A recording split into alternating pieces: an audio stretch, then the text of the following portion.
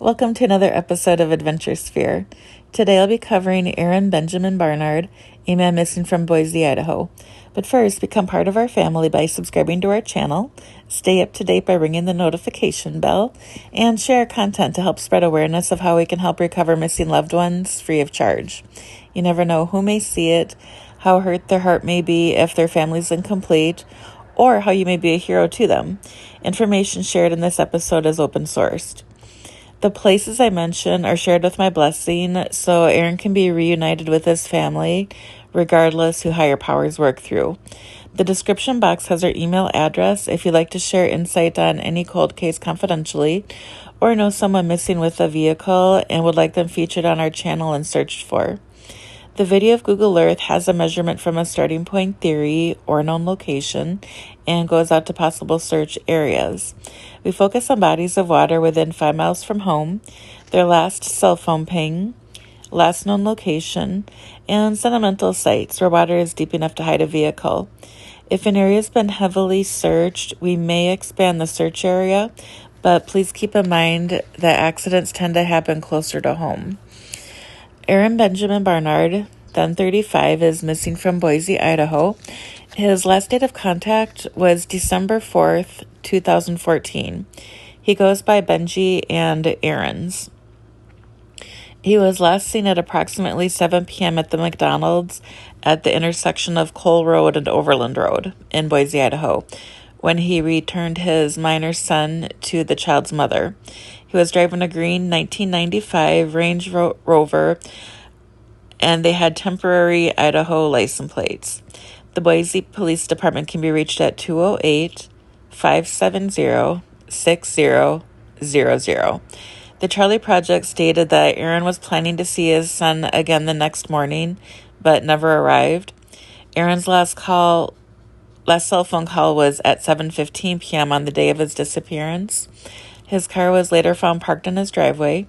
When the police checked his apartment, they found no indications of foul play. He may be driving a green 1995 Land Rover or Range Rover with the temporary ID tags. Ahren is a gun dealer and may frequent gun shows. He also worked as a disc jockey in strip clubs and had been known to carry weapons. The day before he went missing, he told his mother he was thinking of getting a chauffeur's license and buying a limousine.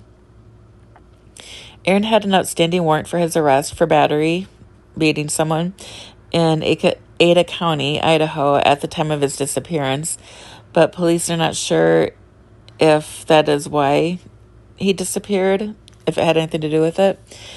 Prior to this time when he went missing, he was fighting for custody with his son, and had a falling out with his business partner. Ahren's family describes him as a dedicated father who would not have willingly abandoned his children. He also left behind his dog and cat without making arrangements for their care, which is uncharacteristic of his behavior. There is no evidence of foul play in his case, but due to his lifestyle, his disappearance is considered suspicious. The Boise Police Department can also be reached at 208-373-5401. KTVB.com on March 24th, 2022 had an article about this. The last time he saw his mother, Vicky, she had spoke with her son. Last time Vicky Barnard spoke with her son Ahren, he was in a good mood and eating macaroni and cheese. When he went missing, he left behind his mother and 2 children, plus a possible 3rd child on the way, who may or may not be his. Ahren also helped out at the Vista Pond, located in Boise Bench neighborhood. He owned multiple businesses in his lifetime, including a gun store and a motorcycle shop. He had a knack for finding something he was good at and was extremely creative, his mother noted. The last time she spoke with him, his 3-year-old son was in the bedroom playing on his computer while Ahren was fixing dinner and talked about his plans for the next few days. Ahren lived on Sunderland Drive. His last call came around 7:15 with the friend Yvette. Ahren told Yvette that he was on his way home when his roommate, Tyler Dean, called him. Benji wasn't reported missing right away, and that is Vicky's biggest regret and something that she is ashamed of. Vicky said that when Ahren went missing, Tyler took some of Ahren's furniture in the home. In addition, a single computer chair in Ahren's room was not there the day he disappeared. Vicky believes Ahren was murdered, and whoever killed him disposed of his body with a chair from his desk. Vicky said Tyler had conflicting stories about the phone call he had with Ahren. Around the same time, Vicky said Tyler posted a message on his MySpace page. Tyler's post read, "Remember, a good friend will help you move. A really good friend will help you move a body. Let me know if you ever need me to bring a shovel." Another person, Jeramy Burt, was last seen in the 2200 block of Hervey Street at 10:30 p.m. on February 11th, 2007, about 3 years after Ahren disappeared. Jeramy was leaving his dad's and was heading to a friend's home, but never arrived, according to his mother, Cheryl Burt. Jeramy was a military man, serving in the Navy, and loved his daughter, Mackenzie, and would never abandon her willingly. When Jeramy Burt disappeared, Kim George, his ex-wife, reported him missing. She passed away in 2016. Kim received cryptic messages from Jeramy saying he was leaving to start a new life. Neither Kim nor his mom, Cheryl, believed the messages were from him. Cheryl said that the police obtained Jeramy's phone records, which showed a 20-minute call made from a payphone in Mountain Home, about a half hour from Boise, around the time of his disappearance. There were no security cameras outside the store at the time to confirm who the caller was on the payphone. A former Boise police detective remembered Jeramy's debit card was used a couple of times in Mountain Home. In the months following his disappearance, Jeramy's 2003 Mercury Cougar was found burned up in the Owyhee Desert. I'm sorry, I don't know how to pronounce it. About 45 miles from the Nevada border. The detective said there were many searches conducted in the area where the car was discovered. He never saw the car in person at that time, but did study the evidence photos extensively to track down anything of concern. The car was swabbed for evidence, but nothing came of it since it was burned so severely. The detective also sought out an arson expert to study the photos, but they found nothing remarkable. Jeramy's mother believes 2 people were involved in disposing the car. The area was too secluded, and driving to the location where it was found would have proven difficult. The reason for the concealment of the vehicle truly depends on someone's theory, on what someone's theory is regarding his disappearance. If his disappearance was involuntary, burning the car would conceal evidence. If he left voluntarily, he just abandoned it. 2 lawyers, one is Constance Norris and the other Jeannie Hughes, were close friends 20 years ago when these men went missing. They specialized in divorce. Jeannie was a person of interest in Jeramy's case, and Constance was interviewed about Ahren's. When Constance was interviewed by a local investigator in 2022, she maintained her story that she was unfamiliar with Ahren's case and told local news groups she didn't know Jeramy. Ahren's mother, Vicky, claims that Constance knew her son very well. They dated for a period of time and owned the motorcycle shop jointly. Ahren and Constance had a falling out over their store, and Constance told people she was the sole owner of the motorcycle shop.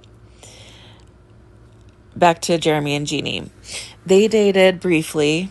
Jeramy was divorcing his first wife and trying to get married again. Jeannie was his attorney. Jeannie was disbarred for being convicted of forgery, destroying evidence, and intimidating a witness, and spent time in a state prison. Jeramy recorded conversations with Jeannie regarding her illegal activity, and he testified in front of a grand jury about her conversations. Cheryl thinks this possibly led to her son's disappearance. The police detective says he has statements from multiple people that Jeramy and Jeannie still spoke with each other after Jeannie was released from jail. Jeannie moved to St. George, Utah, and hasn't been charged in Jeramy's disappearance.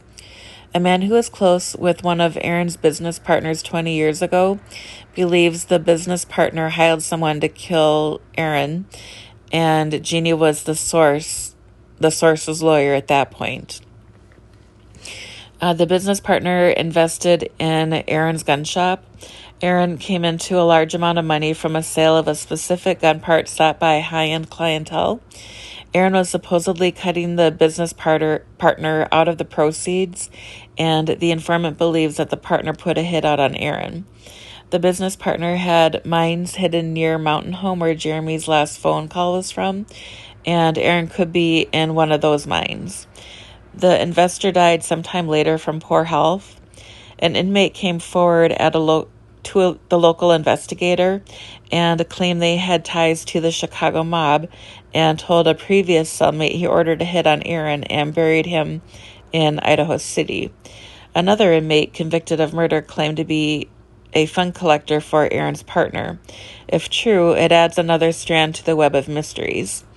Cher believes someone put a hit on Jeramy and that Jeannie was seeking retaliation for Jeramy's testimony. Police are still waiting for someone to come forward so they can provide closure for the families. Vicky believes that her son Ahren is no longer alive, but can't bring herself to declare him legally dead yet. Cheryl declared Jeramy Burt legally dead on October 1st, 2018. I'm sorry to say it will probably be next to impossible to find Jeramy since his remains aren't in his vehicle. If we find Ahren's Rover, we can certainly look around the immediate vicinity for Jeramy and any other evidence. What do you think happened in their disappearances? Are they concealed in the same place? Right now, I want to sonar search the waters at Park Center Park. The Boise River has many adjacent ponds that I'd like to search. Silver Lake, there's a quarry on the west side of town near some ponds.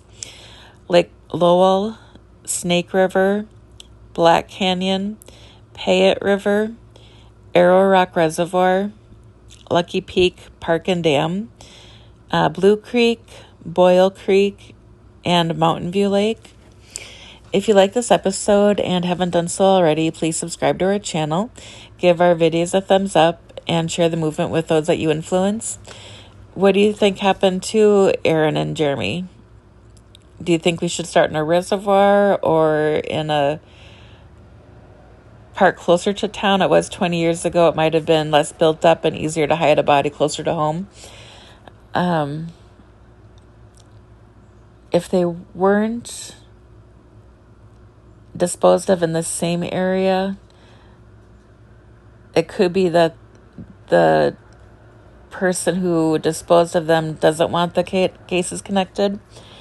Let's see here. So if you can share your comments and ideas in the comment section, that'll help the family and the community efforts. You may have a different way of thinking that could bring them home. We really appreciate the time you've invested into watching our purpose come to life. It means the world to us, the families, and the communities we serve. 100% of donations received stay within the organization to purchase sonar equipment that will help families for years to come. Your contributions from subscribing, watching our content, liking and sharing, to financial support make it possible to offer our services free of charge when they need all of us the most. To show our gratitude, I'll release a giveaway and donation video shortly. The first giveaway will occur when we reach 300 subscribers, and you must be subscribed to win. Immediate donation links are in the description. Kickstarter and GoFundMe campaigns are coming soon. Thanks for watching. Stay safe, and remember that we love you.